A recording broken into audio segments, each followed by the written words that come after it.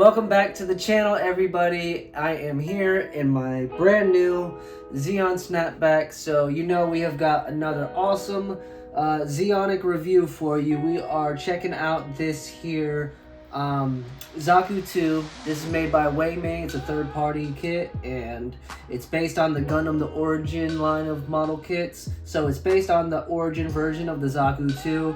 And I thought it would be a good idea to build it side by side with this here Bandai version. I got the Pink Panther Zaku from Premium Bandai, so I can compare the two, and that way I'll be very informed on how exactly it stacks up. So, we're not wasting any time today. Let's just go on straight into the review. So, this Zaku was created by weimei, and if you didn't know, that is a Chinese company that likes to reproduce, we'll say, Bandai model kits. So, a couple things that you might expect, maybe some tight joints, maybe some loose fitting. We'll get into all of that. This here Zaku 2 was released in 2019. And this thing has got a whole bunch of variants. I mean, you've got Zaku 1 and Zaku 2 in green. You've got Char Aznable, Zaku 1 and 2. You've got the black Tri-Stars as well with Zaku's 1 and 2. You have got the Zaku half cannon, and you've also got the high mobility surface type Southern Cross Forces, which is the desert camo Zakus, and those are really cool as well. They've got White Ogre, Shin Matsunaga, even a Psycho Zaku, and as well as Kukuru's Doan's Island version of Kukuru's Doan's Zaku. So that was released back in 2017. This green one for the regular Zaku 2 was 2019, as I said, and there's a few different places you can find them, like AliExpress and a couple other online stores, usually ranging from about $7 to $15. But if you see someone posting this for 20 or more, definitely don't pay that, because you can get a Bandai Origin kit for less than that. So definitely be on the lookout. And if you see one of these guys for like $5 or $10, it might be worth a snag, just because it looks so good. And if you're an experienced modeler, you know, it won't be too bad.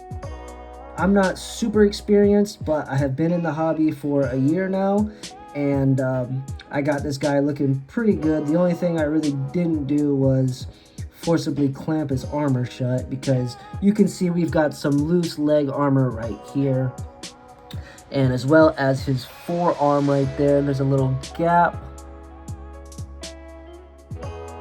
So those were the only real fitment issues I had. His head was kind of stiff going in there, but we got it to work. As you can see, he's compatible with the missile pods for the desert type Pink Panther Zaku.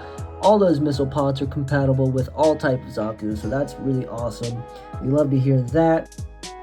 As far as weapons go, this guy gets everything that you would expect in an Origin kit. You know, he's got the giant bazooka, the machine gun, 2 heat hawks, as well as the anti-ship rifle.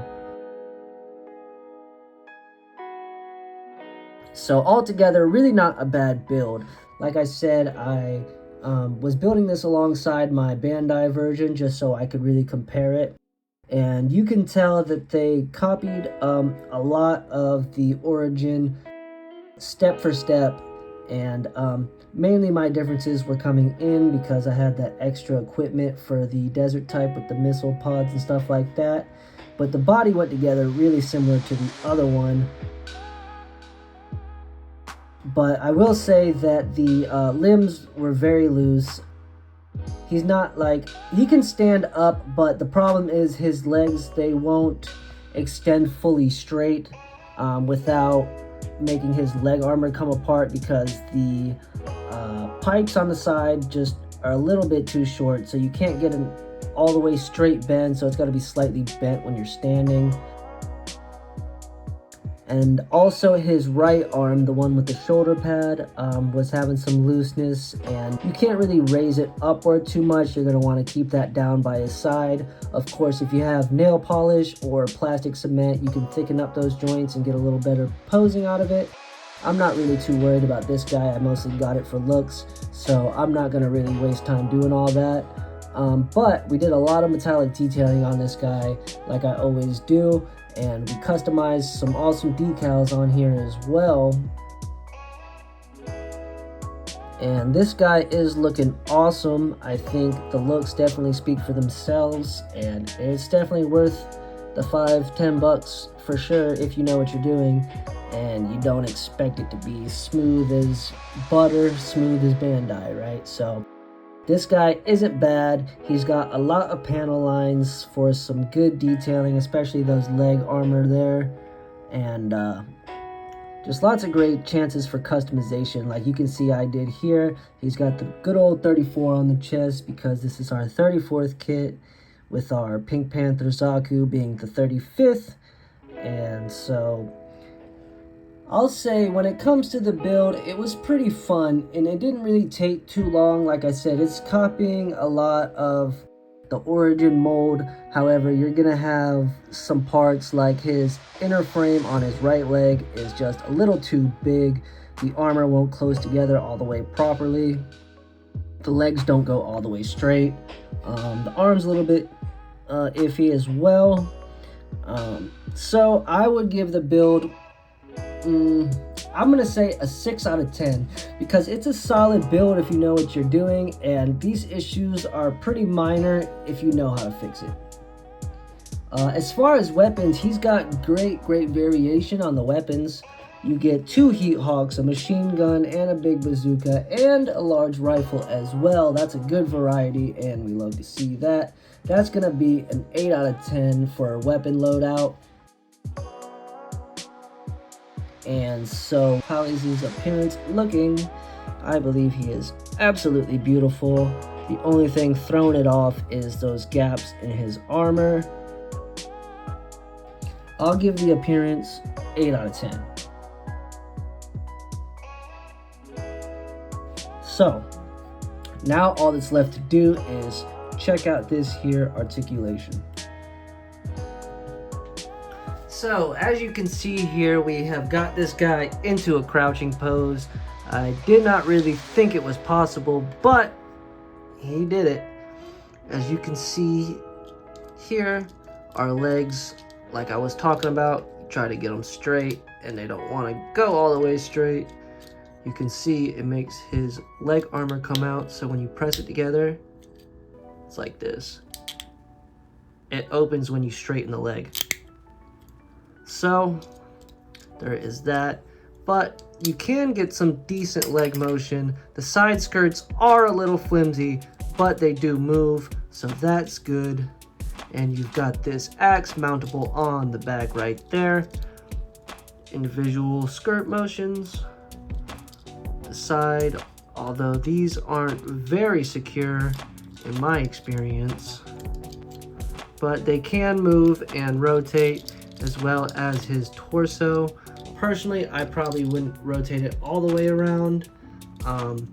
This shoulder pad is also supposed to move, but it came really stiff on the model, so you got to be careful doing that. And another thing I just want to point out is this right shoulder here. A lot of times when you're articulating, it will actually come apart and you'll have to press this together right here. So definitely want to be careful about that. And this backpack connection too is a little weird. And as you can see, our arm just fell right off while we were doing that. That's exactly what I was talking about. So we gotta pop it back in, press it together. And as you can see here, what I was talking about before about this here inner frame is just so large. And I double and triple checked to make sure there wasn't a piece I was missing and putting on the wrong one. But it would appear not. So that one's a little big. I'm not really sure what the fix for that is other than, I don't know, sanding it down or something. I'm not quite sure. But we're gonna check out this arm articulation now. Not too bad, but you can feel the arm is very loose and it wants to come off. Some of the joints are tight in weird places, like the elbow, and then this shoulder socket is like really loose. So it just becomes trouble trying to get the exact pose that you want. But that's why I said if you are semi-experienced, this is a good model just for looks and shelf presence, not too much playing and posing. This here moves separate from the shoulder as well. Not quite as stiff as the shoulder pad, but we will show the head now. And it will go 360, but it's a little fragile. You can go forward and back, but you can see he wants to jump out of the socket. Once you get past halfway, it wants to just jump right out of there.